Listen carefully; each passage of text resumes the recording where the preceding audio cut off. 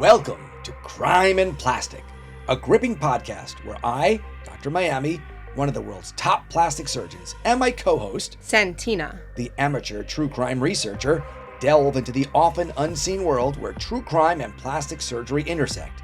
Each week, I share my expertise and insights into the complex world of cosmetic procedures, while Santina gives you the shocking details of criminal investigations. From notorious criminals undergoing drastic transformations to evade the law, to even our own personal encounters with true crime and plastic surgery, all will be uncovered.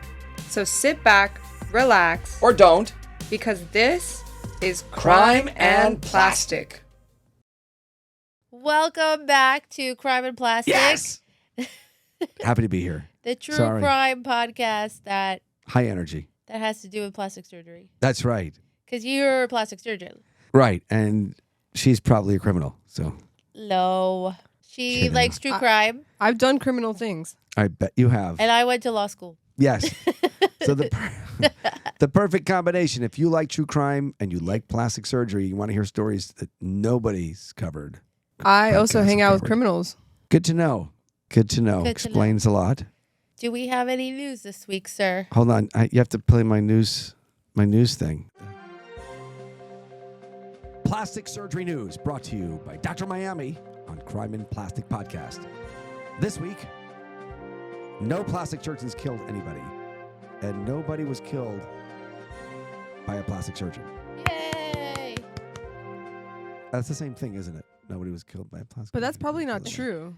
Well, as far as we know, there was Nobody being killed by a plastic surgeon. there were is probably not no true. crimes committed either by plastics. Well, they could have been committed, but they're not Or reported. against the plastic surgeon. So There were nobody no- killed the plastic surgeon either this week. Correct. No plastic surgeons were killed, and no plastic surgeons killed anybody, as far as we know. As far as the news knows. Yeah, as far as but the news knows. this podcast is about more than that.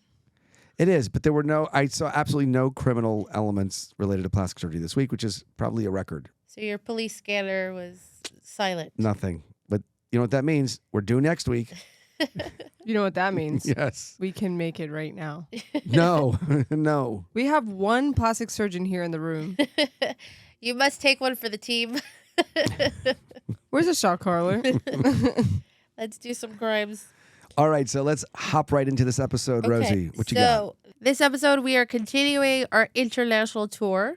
Last week we were in Taiwan. This week we're a little bit closer to home in Mexico. And this is like a straight up Narcos episode. Do you guys watch Narcos? I did watch Narcos. Both? Yes, Colombia and Mexico. I watched the first 2 seasons of Mexico, but not the Colombian one. Did you watch the third season? Because this guy is in the third. It's the third season. Oh, maybe I haven't seen the third season then. Maybe. Once you get into the story, I'll let you know. If it Okay. sounds familiar. I watched the Colombian one, and I didn't realize that Pedro Pascal was Pedro Pascal. So just a brief history of the Mexican drug war and cartels and all of that. Not that I'm an expert. Most of my knowledge comes from Narcos, the show, Good the TV enough. show. I think that's most of the nation. Yeah. Yeah, I think. So we all know that Drugs are bad. drugs are bad. Why are we starting there? So the cartels actually started in Colombia. Shout out Colombia. Well, I think they started in Colombia. Mhm. And Mexico, they were smuggling marijuana because there was a high demand in the 60s, 70s for marijuana. So they started their smuggling routes for marijuana.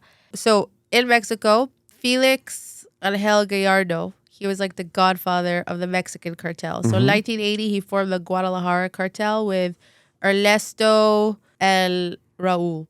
Okay.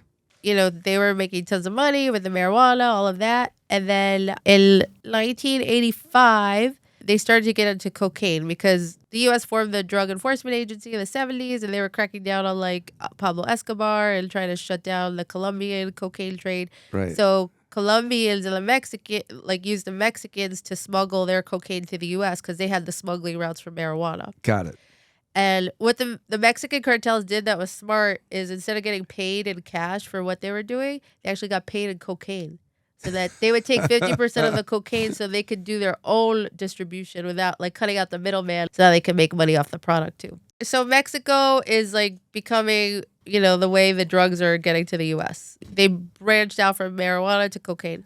So the Drug Enforcement Agency was cracking down on Colombia. Then they also had a force in Mexico to try to, like stop these cartels. I've seen Narcos. The Guadalajara cartel. So there's a DEA agent, Kiki Camarela, who he's trying to catch these guys. Yeah. And he gets some intel and finds like a huge marijuana farm. And the DEA burns it down. So the Guadalajara cartel loses like, I don't know, it's like $100 million in marijuana. That is so wasteful. And they're super pissed. Yeah, I would be mad too. Super, super pissed. But they kind of go rogue. Raul, remember I said it's Felix, Raul, and Ernesto. Ernesto and Raul go rogue. Yeah. And they kidnap the DEA agent and his pilot. And they keep him for 24 hours. They kidnap the DEA agent? They kidnap a DEA agent. Who does that? And they torture and murder him. The U.S. Army's going to go after them now. So the That's US, crazy. so now the DEA agency's super pissed. This sounds like an episode of Narcos. That doesn't seem fair. It's a whole season of Narcos. This is Narcos season 1, guys. This is vaguely familiar. So then, yes, the DA's super pissed now. What would you do if someone burned down your entire practice? I would not burn the person. I would not kidnap and torture them. I mean, it was First not of all, I have fire insurance, so really no biggie. I'll just open up down the block. It was not a smart move to get to the DEA agents. So Raul and Ernesto get arrested because they killed somebody. They killed the DEA agent, and the DEA wanted justice. So Felix Gallardo, he has to lay low. Got it. So what he decides to do is to kind of like take a step back, and he divides up the territories into plazas. So there's the Tijuana cartel, the Juarez cartel, Sinaloa. Yes, so, this is from Narcos. Yeah. It actually really happened, though. Yeah. According to Wikipedia. Guys, other source. I should watch Narcos. It's so interesting. Narcos Mexico is fire. It's really good. I heard it's better than the Colombia one, but I don't know. They're both good. So what happens then? The Sinaloa one goes to El Chapo. This is like in 1985-ish. And then Juarez goes to Ernesto's nephew, Amado Carrillo Fuentes. It goes to like that family, takes over the Juarez Plaza. So Amado, he's Ernesto's nephew. Ernesto's also known as Don Leto. And he gets sent to, like, he's grown up in the whole drug smuggling trade. And apparently there's like education. They send you off to somebody else to learn the trade and all of that. Apprenticeship. Yeah, apprenticeship. That's the word I was looking for. So Amado, in like 1987, he's in Chihuahua, Mexico, and he's learning smuggling from a guy, Pablo. And Amado is actually an innovator. He becomes known as Lord of the Skies because he's the one who starts smuggling the cocaine by airplane. I mean, airplanes have been around since like 1909. I know, but that's an innovation. It's an innovation because he had to figure out all the bribes that he had to do to land, the logistics of air travel, air smuggling. Why are you downplaying that? I'm just saying that would be like my go-to first idea. Because someone says you got to get this. This big is in stuff. 1985. Air travel's not as easy as it was, okay. and he needs planes and He's all the of that. Lord of the Skies. I'm not going to. Lord of the Skies. Fine. So in 1987, the guy that he's working with, his branch gets raided and he gets arrested. The guy Amado's working with? Yeah, Pablo. This is good for Amado's career because he takes a step up in the Juarez cartel because somebody's now in jail. Yes, because his family's controlling it, but he's like he's just a nephew. He's a nephew. He's like a king, like a prince that needs to become a king. Yes. Right. So he got one guy crossed off the list, and then there's another like cousin that Amado kills later on in 1993. So then he consolidates his power, and he's the head of the Juarez cartel. He is a smart man. He's very good at politics. He's very good at like who to schmooze, who to bribe, all of that. So he has the whole Mexican government basically in his pocket. On the take.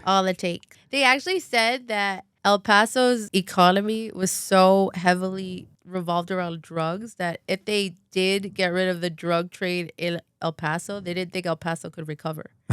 They said they couldn't absorb it like Miami could, because it's like a smaller city and everything, and it was so much of the income came related through the drug trade. Interesting. They say that he spends something like $500 to $800 million a year on bribes. That's crazy. That's a lot of bribes. He probably wrote that off. Yeah, because he was worth like $25 billion. Business expense. Yeah. Right. No, I mean, it was a necessary business expense. That's how they could smuggle all the drugs to the U.S. Yeah. Right. So he has like free reign to do whatever he wants, and nobody does anything to him because they're all in his pocket. Right. And then in 1995, there was a new president in Mexico. They start their own like War on drugs? war on drugs, like an anti-drug czar. Like there was one in America has one, yeah. And then they decided to have the army involved. So they appointed as General Gutierrez to be the anti-drug czar. Okay. But somehow nothing happens to Amado still. There's this big war, this big drug thing. And he's He's still... friends with Gutierrez. The American anti-drug czar said this General Gutierrez, the one that they appointed in Mexico, was a man of integrity, without a doubt. Like this, everybody loved him. The president loved him. Bill Clinton loved him. They were like singing this guy's praises. 1996, you find out that he's on Amado's payroll. And that's why everybody else is like getting arrested, but Amado's still like doing whatever he wants. Once they catch that Gutierrez is on the take with him, Right. the U.S. is super pissed, Yeah. and they're like threatening to withhold funding from Mexico. So Right. when the U.S. gets involved, Mexico gets serious with their drug cartel Sure. people. So they start cracking down. So now Amado's like freaking out because he's trying to like make new deals with the government. They said that there was His money was no good anymore. They said because it doesn't match, I guess, U.S. money. So he had a meeting with the Mexican government allegedly and like offered $60 million if they just leave him alone. And he put down like a $6 million down payment, and apparently the military took it, but then they reneged on the offer.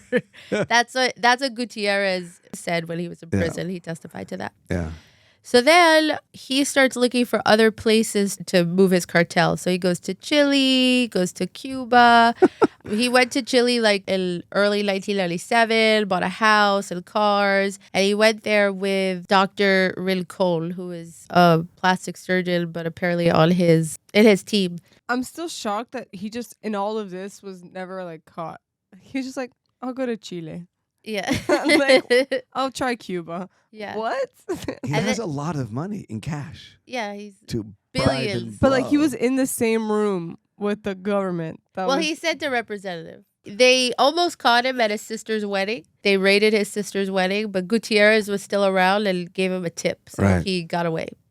And he also apparently comes out later that he had a family in Cuba, a daughter and a girlfriend, wife, I don't know, also. So he was looking for a new home base where he could continue his drug trafficking. There are rumors, and he was arrested once in 1989 in Mexico briefly, but nothing came of it.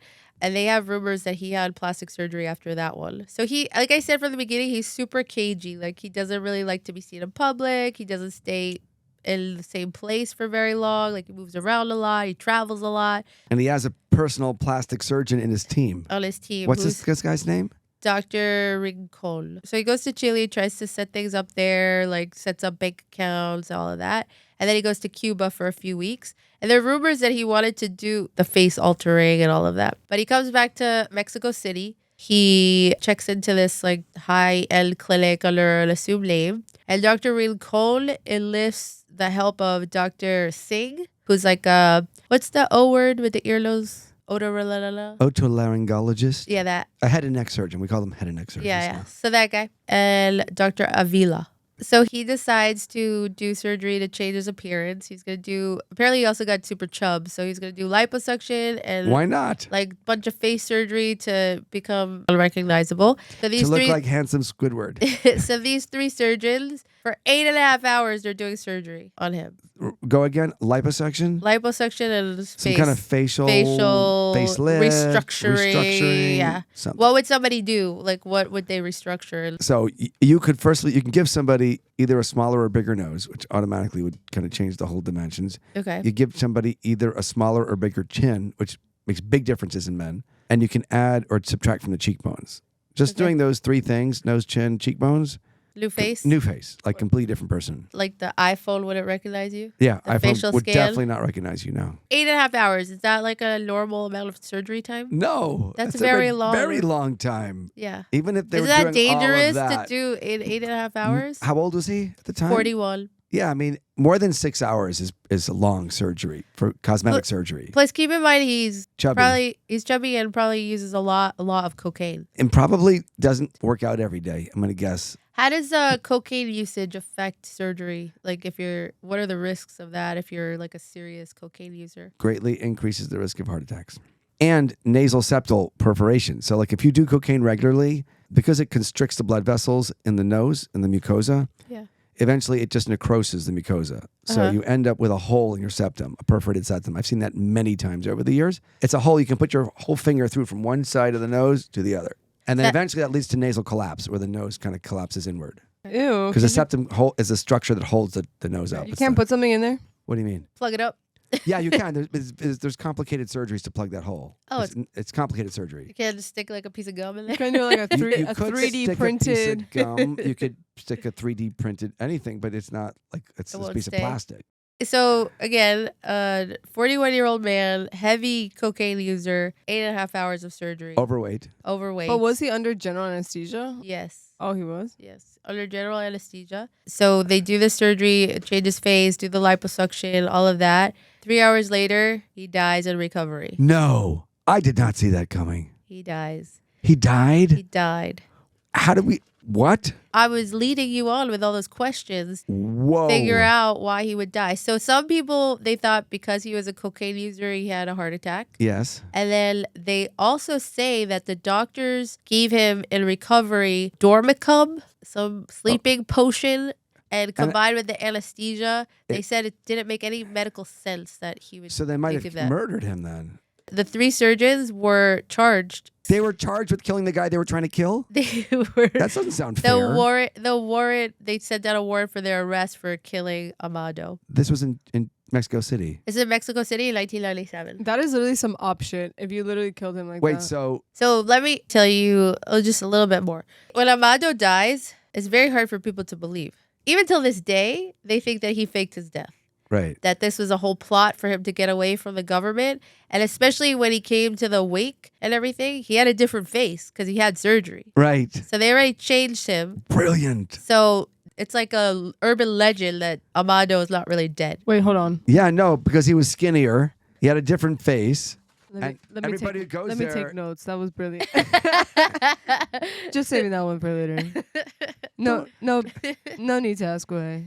That was brilliant. And then, so If that is how he got away, that shit's epic. So, like the DEA agents that are in Mexico now after Kiki, like the new group that's there, You're not going to believe this. they're like DEA? they're like, what is he really? Is this for real? Is he really dead? They had his fingerprints on file in 1985 because I guess when he went to Texas or something, they had it on file. They compared it to the fingerprints that he had today. So his boss told him, like, so you're sure this is Amado? You did the fingerprint check? He said, I didn't say that it was Amado. What I said was that the fingerprints that were taken from a young man who resembles the Amado that we all know and was fingerprinted as an illegal alien 20 years ago is the same as this corpse. Right.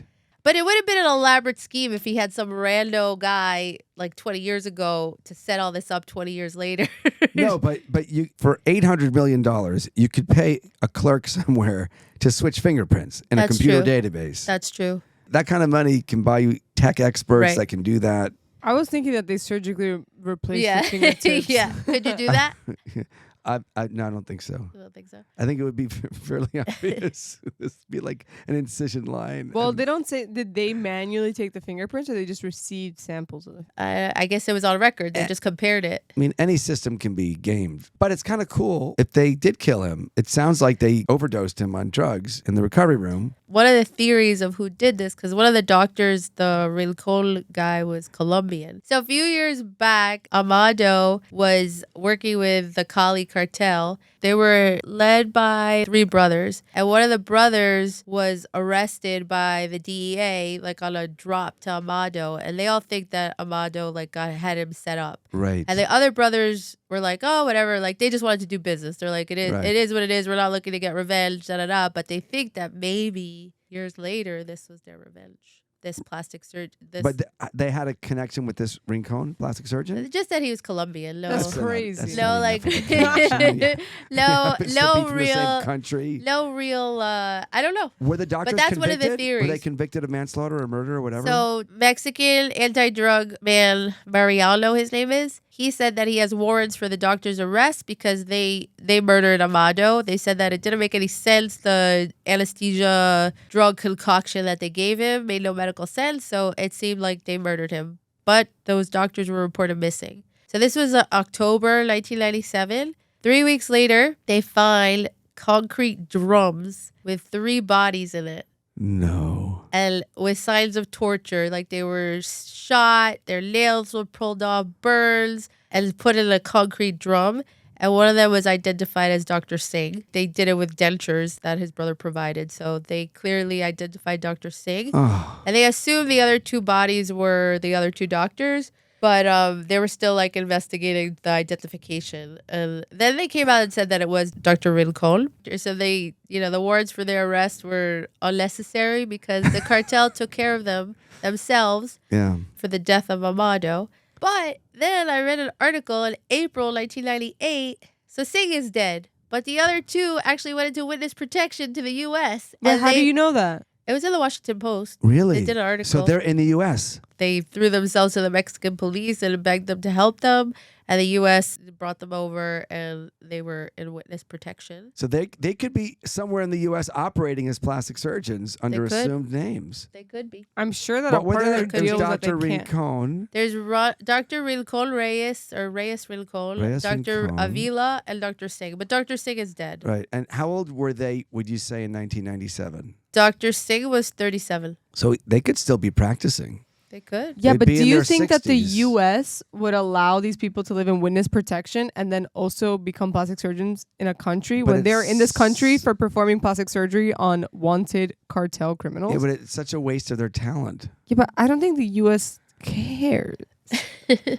But like I said, till this day, people, it's kind of like Elvis. Like Amado is like, they still think he's alive. Well, that's what the DEA agents say. They're like, anyone who says he's still alive is like the same people who say Elvis Presley's still alive. And as late as 2015, a Venezuelan news source said that Amado's still alive. They say he's in Chile and that he like kills somebody else or instead of him to fake his own death. Like this, it was an elaborate scheme. Right. But like you said, if anyone could pull it off, he had lots of money to do it. Now, every time I meet like an older surgeon from South America at a conference, I'm going to be looking at him like, Really? Let's discuss this theory, though, because this is a very interesting theory.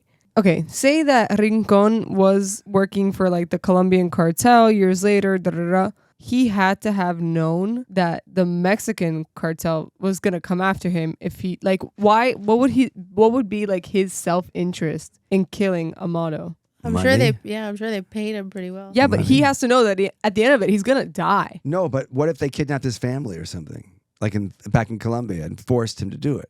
Or maybe he thought the Colombian cartel would protect him. Right. Or maybe it was, he faked his own death. I think he faked his own death. And maybe they were going to kill him just to cover it up. I mean, like you fake your own death and then you cover up all the loose ends. Yeah, because they might know about it. So Also, he like, didn't want any witnesses to his faking his death. It seems weird that the leader of a drug cartel who's cagey would give up control. Because if you go under the knife or under anesthesia, you're giving up control. He must have thought it through. It was heavily guarded. He had like all his guards there during the surgery too. And a suspicious person would never give up control like that. But allegedly, he had already done it. And he had to. He had to change the way he looks. He could do it under local. He could do it with... I mean, I think he definitely had the surgery, but maybe there were 2 people. Maybe they replaced his body. So flash poll. Who thinks he's still alive? I think he's still alive. Well, maybe not still alive, but I don't think he died that day. Yeah, it's hard for me to believe that a guy who rises that high just dies in in plastic surgery. surgery. It's like there's another in recovery. There's another sad case for a couple of years ago. A billionaire went to get penis enlargement in France and died. He's a billionaire. You know what people would call And it that, was just though? and it was just an injection. It wasn't even like How'd he real die? surgery. They injected his the silicone, I guess, into a vein or something, and it Oh, wow. went to whatever's heart, and he died. I think only you described that story as sad. There's like a mirage of other words I'd use to describe that story. No, I'm just saying, like, I know, even on the Narcos show, they alluded to the fact that he's still alive. But like, if someone tried to, if this happened like in 2015 or something, I'd be like, nah, he's probably dead. Because I feel like it's so much harder to fake your own death these days. But like back then, no internet. Shit was just like pre 9/11. You could be anyone. The world was Wanadu City. Like you could do whatever the fuck you wanted and get away with whatever. Like. No, it's true. You could still drop your family off at the gate at the airport, like almost onto the plane. I know. It was like literally lawless back then. Yeah. Especially in Mexico. He definitely had the money and the influence to pull it off. Well, that was a really good story, Rosie. Yeah. Yeah, I really like that. I mean, I was surprised at the end there. I was surprised too. I didn't know that Narcos was taken down by plastic surgery. And that. They definitely did not. They did not kill him. Because would you risk your life? No, that's what I'm saying. Unless they kidnap my family. Nobody kidnap my family, please. But unless they kidnap my family. Guys, for the record, we're not related. Santina's my only child. Please don't let anything happen to her. I would be devastated. Especially, I mean, Dr. Singh seems like he was not involved. He was just a dude. He's just a dude. They apparently all went to medical school together in Guadalajara. That makes this even worse. And he pulled it, like Dr. Rincon, like pulled his friends in to help with the surgery. Never do favors for friends. What if? Oh wait, no, their territory was already kind of down by then. What? Because you were saying that originally Felix split up the territory into like 3. Yeah, or maybe more, but those are the 3 main ones. But then, like you said, Guadalajara, so maybe the person who had that territory wanted to take it on Amado, take his territory. Maybe. The way he killed his cousin. It could have been. And then they also say, because after his brother took over the Juarez cartel, but his brother was not the man that Amado was. He was like kind of like a weak leader. Right. So they think that they like keeping the story that he's really alive to like give. Oh, just in case. Yeah, to give them more power. Right. Like, you know, There's the specter of Amado that is still around them because they weren't as strong as he was or as politically minded or. Right. Like they say Putin is dead and they have body doubles now just to keep the specter of Putin. Maybe. I've read that online. Yeah. They think Putin's dead. There's like stories online that Putin died, last year and they just have body doubles now. Well, they play him very well. Oh, that's some good. That's some good body doubles. Yeah. Good body doubles. And they transplanted his brain to the body doubles. I don't know. But the point is that, the idea is that if the leader is still alive, so then everything just kind of keeps going business as usual. Exactly. Right. Like Weekend at Bernie's. Right. I cannot believe that they were placed into witness protection program. It was actually very weird because I saw nothing of that because the articles I read said that they were basically in those concrete drums, the 3 bodies. I did some more delving because I wanted to find out more about the surgeons, and then an article came up a few months in April 1998 in the Washington Post saying that they were in witness protection. But was that article speculating or it was verified? It's the Washington Post. It was verified. I mean, I don't know. It's a Washington Post. How do you verify witness protection? Okay, but also I mean, I guess with sources in the. Are you allowed to out witness protection program people? Like, is there like a fucking limit? Like after 10 years, we get to telling you. No, but just know where they are. Just that they're in the program. Well, when they're suspected dead by the Mexican cartel, the fact that they're in a program is damning enough. You're right. That's true. Make them start looking for him again. That's fucking crazy. Right. So I don't know. Maybe the Washington Post article is full of shit. I'm just quoting what I read. But also, it wouldn't make sense. Like, did they just get Singh and then they were like, let's send a message? No, but who's in the other drums? I don't know. Mm-hmm. Concrete drums is crazy. Yeah, it's a crazy way to Dr. die. Singh. I know. Oh well. And tune in next week for another episode of Crime in Plastic, brought to you by Crocs. The best Crocs in the world are Crocs. This not one episode has been brought to us by Crocs. Not one. Wait, this episode was brought by Narcos. I'm trying to get a sponsorship deal. This episode was sponsored by Netflix. Yes. But thanks, everybody. It was a really good story for me, so I hope you guys enjoyed it. And we'll be back next week. I did. Thank you. Thanks, Good night. Rosie.